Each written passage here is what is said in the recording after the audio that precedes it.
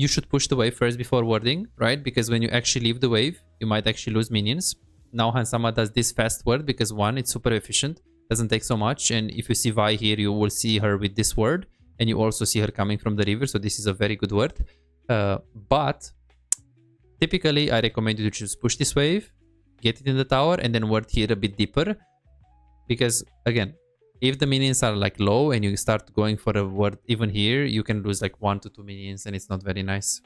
Hansama on Draven, guys. We're going to watch today and we're going to compare his decision making to pure decision making, to a normal emerald decision making. And every single decision, I will judge it as in, okay, we'll assume that it's a good decision for challenger. I will explain you why it's a good decision. And then I will tell you whether it's a good decision to take in low elo or not, right? Things like group top lane, lane swap, stuff like that. Obviously, I will say, okay, it works for challenger, it doesn't work for emerald. That's so you can get the idea, right? So I'll see what works for high elo and what doesn't work for low elo. So here, they go for invade. Obviously, the engines will invade together. 40 seconds, they just recall.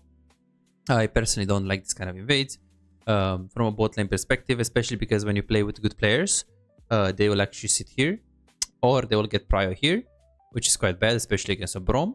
I also like Hansama right here. He just goes really close. Do you guys see this?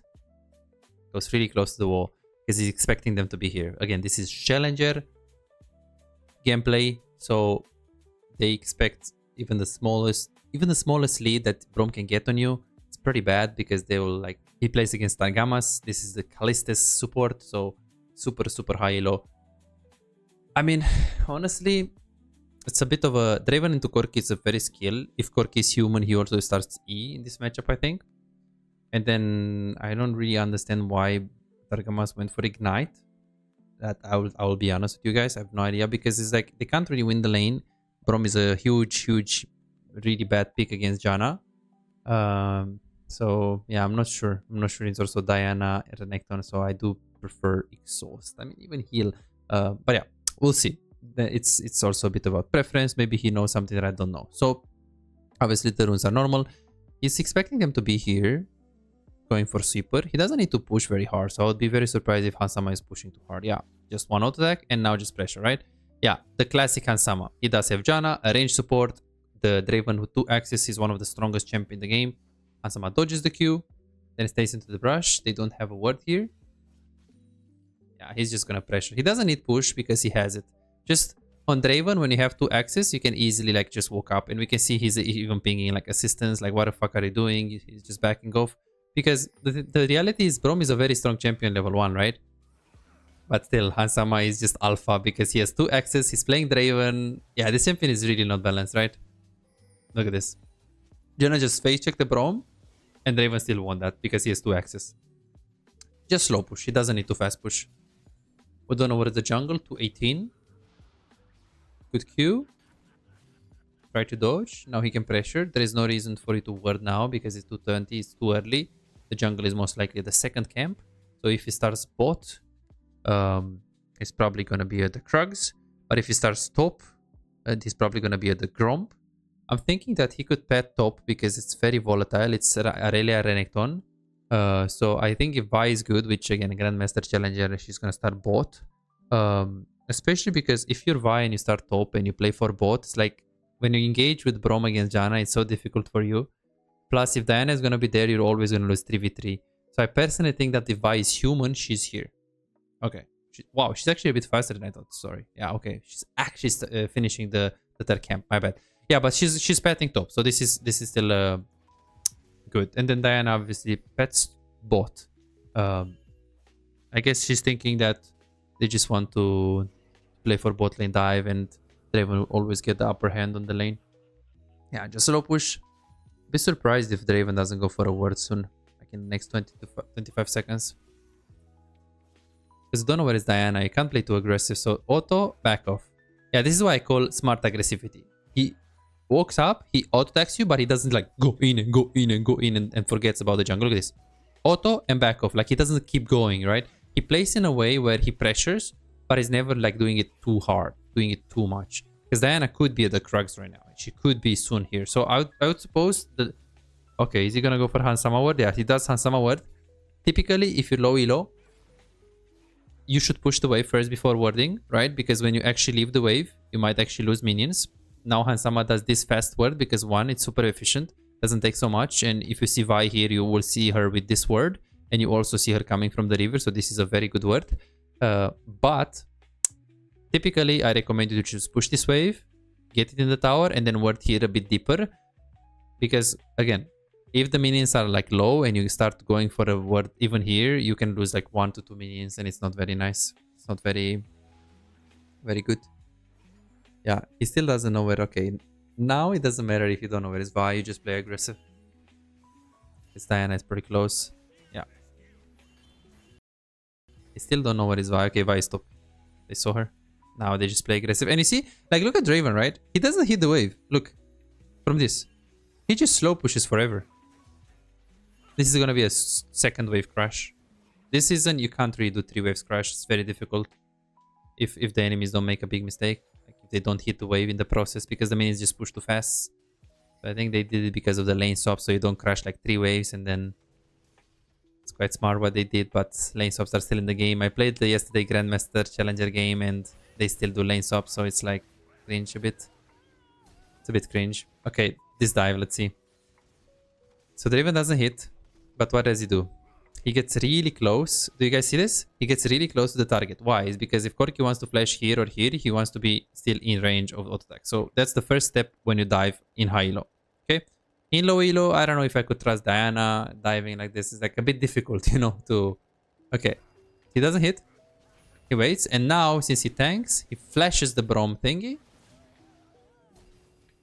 Uses the barrier. I don't think he's going to turn it back, is he? Okay, one more. Asama, don't die. Okay. But I shouldn't be here.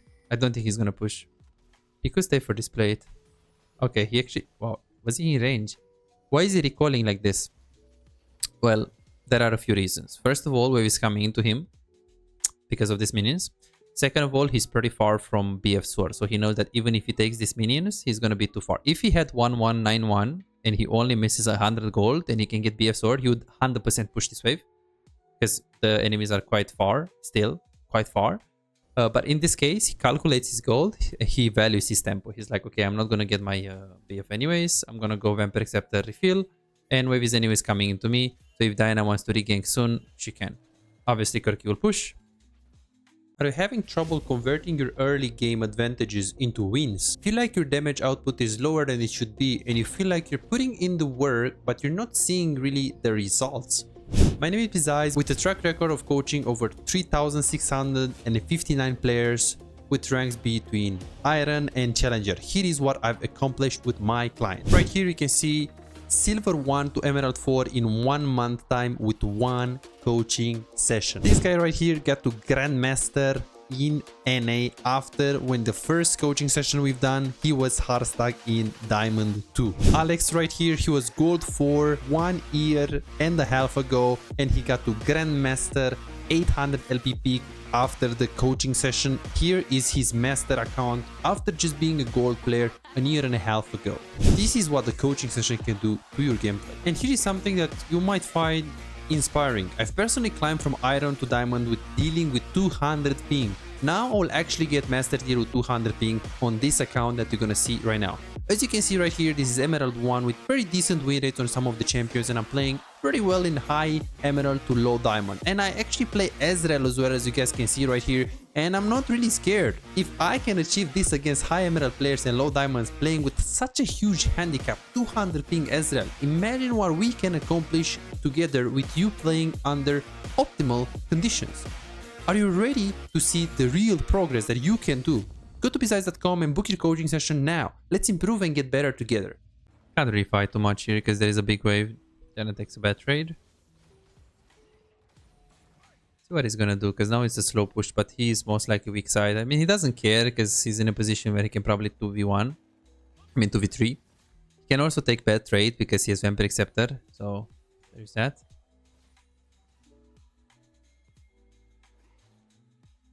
Okay, they woke up like jungle is here. It's a bit scary, but I think he's gonna take it. Let's see. It's Raven, right? So yeah, it's so unbalanced. How can you win that as Raven, bro? Rome, Corki, and they are so close. It's just so crazy. It's so crazy. It's just so crazy to me how they play here with Corki bro, and he still, yeah, very crazy that the Raven still wins that. Crazy, very crazy, honestly.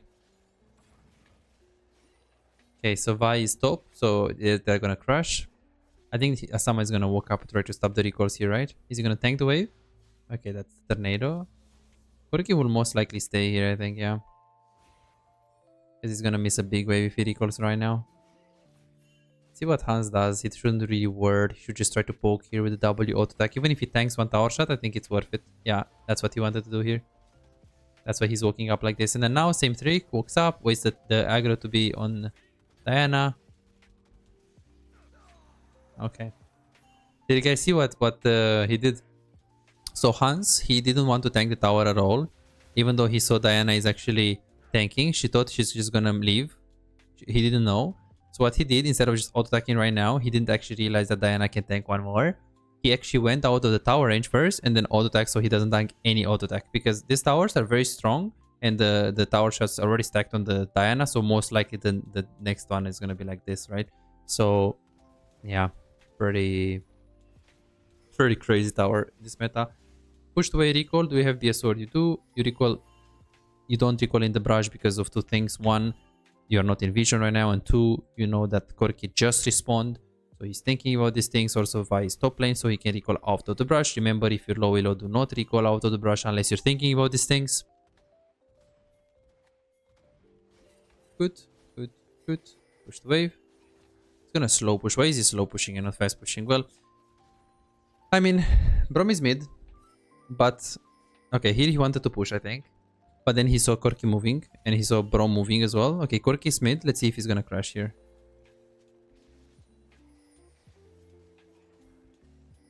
So why didn't he push it really fast? The thing is, if you push right now, Corki can always come back to the lane, right? Because this is a cannon wave, and he has plenty of time. If this is Corki, he has plenty of time to just move back to bot, even if he goes like this all the way around. So he's thinking, if I push this, he's gonna lose like a melee because the tower is gonna hit the melee first. Then the cannon is gonna tank like 8 to 9 tower shots. So Corki has time to just come to bot lane, back to bot lane, right? So what I'm gonna do is that I'm gonna slow push here. He does auto attack once because he wants to keep his axe. But now he's like, okay, in the process of slow pushing, the minions will hit each other and he will lose most likely the melees, which he's happy about. He goes for a word. The word is absolutely max range because it's no Vi. So look at Hansama. Look at his word. Did you see this? It's really max range. Like it's on the edge of the brush here. And it's like he's staying absolute max range. Then he wants to keep his axe, but don't lose any minion. Don't know what is Vi, so I doubt he's gonna play aggressive. Maybe she's top, but Diana is top. He's playing weak side. Okay, no, it's bot. And Hansama kinda expected it. I do believe they can 2 versus 3, but it depends on how Targamas plays it because Draven has flash.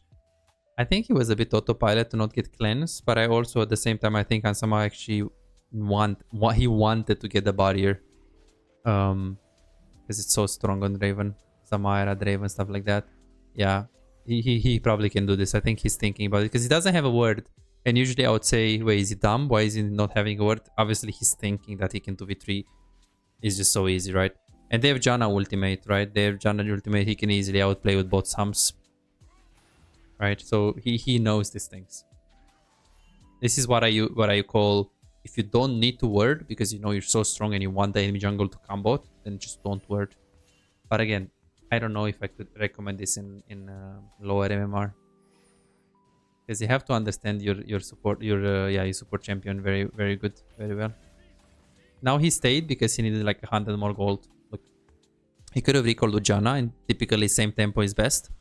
But again, recalling for tempo in cases where you need 100 or 200 more gold for the item, it's kind of stupid. Also, there is no Drake, there is no Voidling, so there is no tempo, there is nothing to get tempo for. So yeah, he just stays. Also, like another variable is Diana is invading. We have this word, so he can literally go like this. Typically, when I see a low elo player going like this right away without having information on Diana or having information on enemy jungle, this is kind of int. You should go all the way around. But in this case, Yeah, he can stay. 200 more gold. Unit for BF sword. If he's pinging. I think he just wins this, bro. And look at his barrier. He doesn't use barrier. Look at him. Bro, this guy used barrier at like 30 HP. Hansama is too fucking good. I just can't watch this. It's too much for me. This is too much. Why didn't he stay for plate here? So he knows Corki just recalled, right? So why doesn't he stay? He doesn't know where is Vi. I don't think he saw her mid lane. I don't think he saw her mid lane. And this could also be for tempo. Void Collapse is 40 seconds. So I think he wants to swap. It could be autopilot, but if he goes mid, I think that's what he's thinking about. Yeah. Coach, by the way. He says coach, by the way. Yeah, he wants tempo for Void Links. But again, when I hear like, oh, you know, I recall for tempo and you're like low elo. You're like, you can't do this shit in low elo, let's be honest. Why can't you do this in low elo? Because your jungle is most likely going to have Krugs up and Raptors, and you move towards top lane. You want to do something, and 1, your support is not with you because he just goes bot AFK. 2, your jungle is farming bot. And 3, you're going to be up against Aurelia level 9 top while you're level 6. So do I recommend you to swap top for grubs? Probably not. And I know if you're like Grandmaster and you're watching this video, you'll say I'm wrong, that I should, you know, teach the people about, you know, how the champions work, and this is a normal play that, you know, the top laner will TP back to bot lane. We do the swap right now, and now we're top lane because Draven Janna is a lot stronger than Renekton. Renekton has TP. This doesn't work in low elo, man. It just doesn't, okay? This is why I always say, watch as many videos as you can, education content, pro players. Always keep in mind that there are things that you just cannot apply, okay, in low elo. That's why you should watch all of this channel, all of the videos as much as possible, because the content is tailored for you. It's like I do coaching for diamond, for master, I do coaching for bronze, and the game is fundamentally the same. I play almost exactly the same in every elo, but there are some differences. And if you can't see these pieces of the puzzle, like here, he just moved here. Why is he moving here? You could be like, oh yeah, he should get the wave bot. Yeah, absolutely, he should get this wave bot. If I see Corki on the map pushing and I see a fight here, do I move for the fight?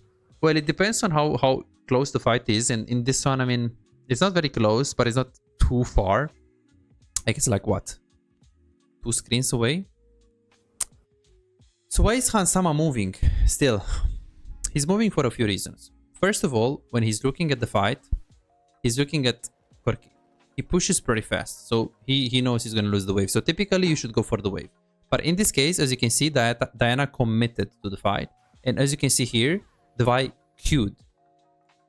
If the Vi queued out, or if the Vi is here, Hansama will immediately go back to bot lane to catch the wave.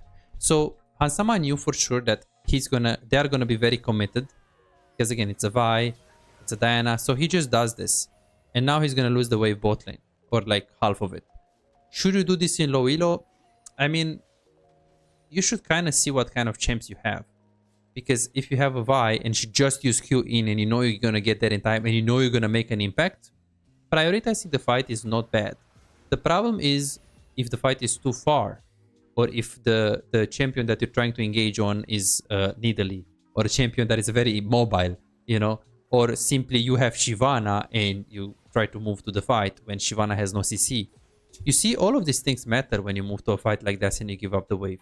So this is why when people are teaching you about, oh, you know, always prioritize the wave or always prioritize the fight, it's bullshit. You need to think about how easy it is for you to get there and if you can make something happen. And typically that will depend on the HP differences, on the number advantage and disadvantage. Obviously, HP differences between your team and enemy team.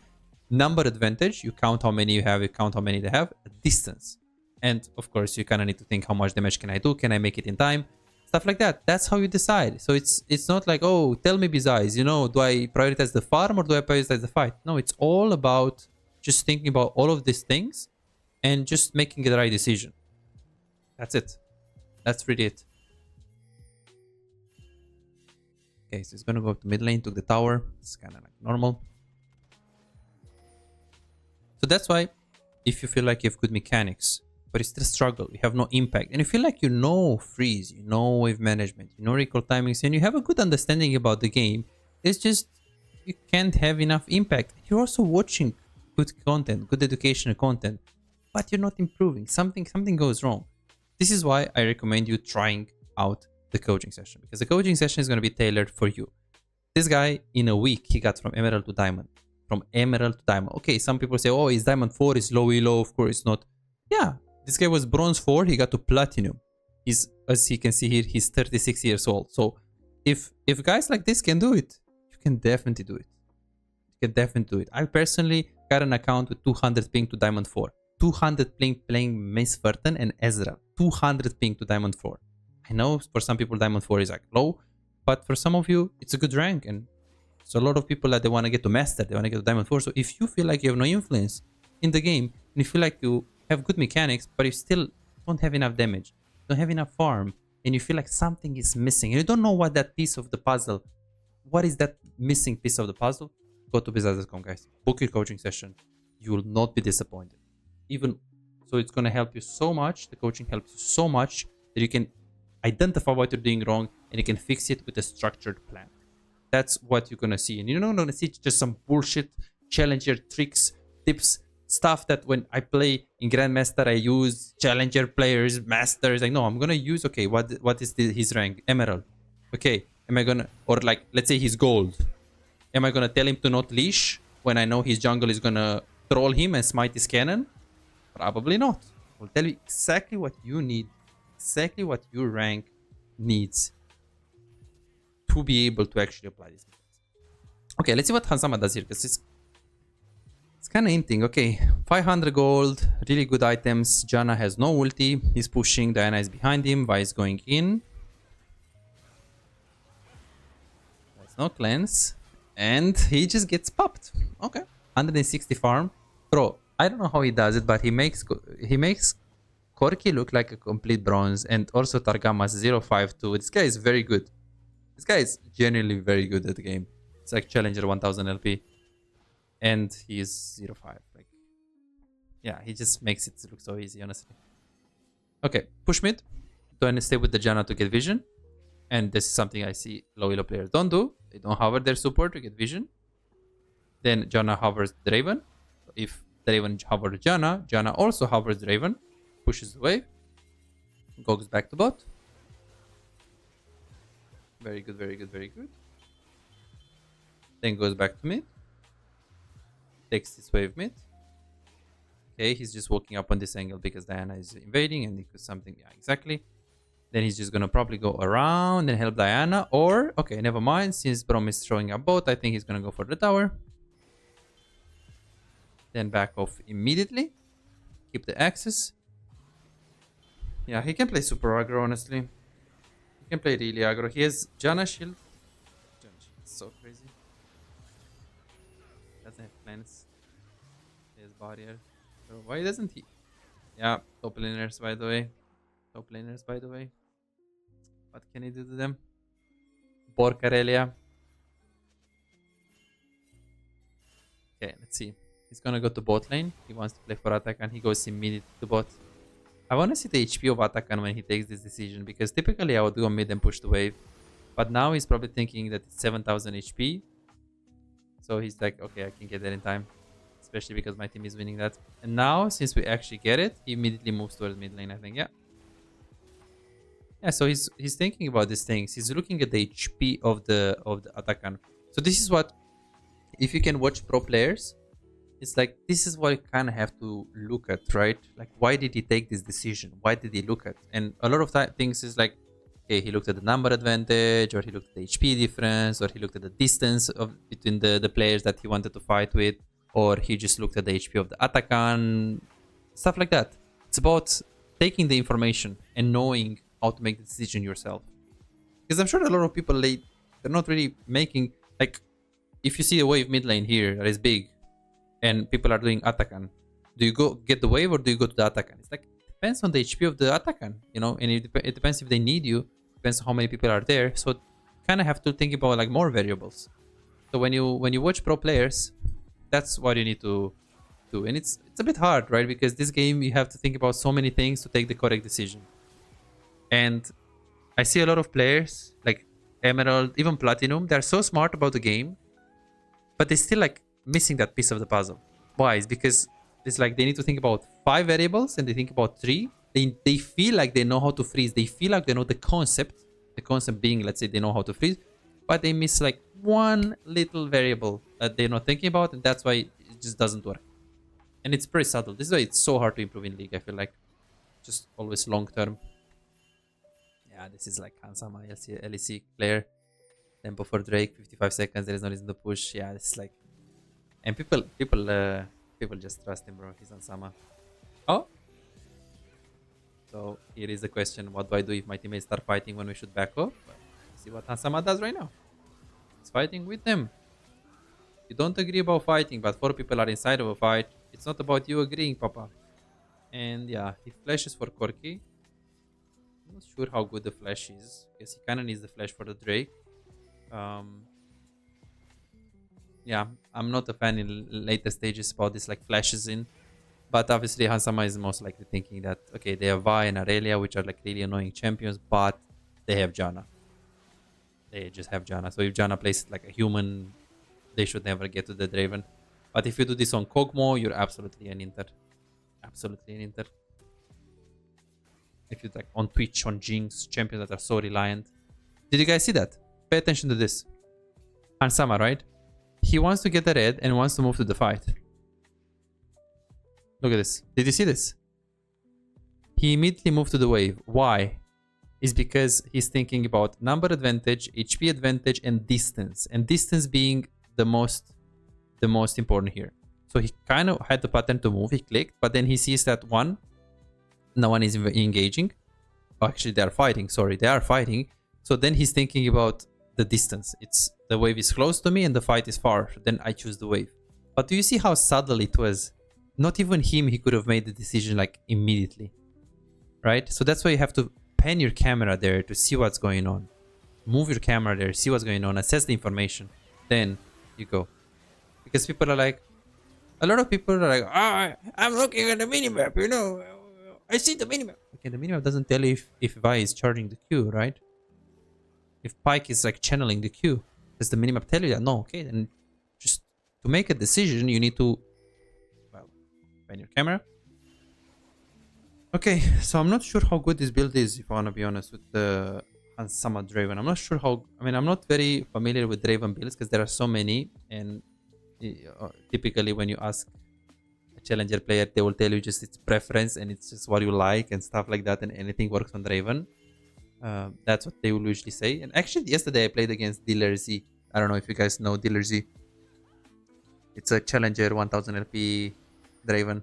I did win against him. I gotta say that, but he kinda smashed me in lane. I gotta be honest. I just need to play safe. My team carried.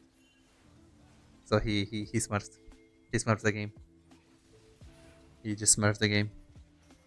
He also played duo with like another 1000 LP challenger player, so it was a bit hard to play. But I also had like Grandmaster AD carry, so I had like good people in the team. Sama is pretty good positioning here, but he still like dies.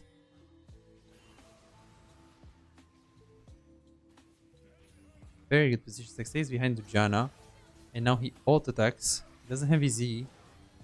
Let's see damage. Flashes. That's having good damage. Holy shit! He actually ult attacks Corki there. Wait, did they lose this game?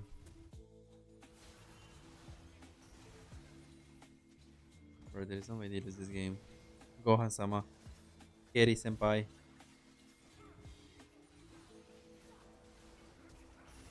Boom. Blocked by Braum.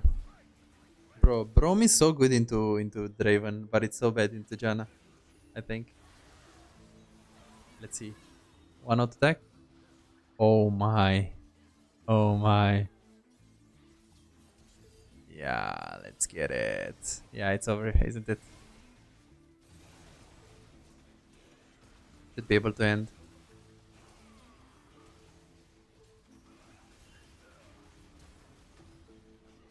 Or not, maybe. Let's good engage.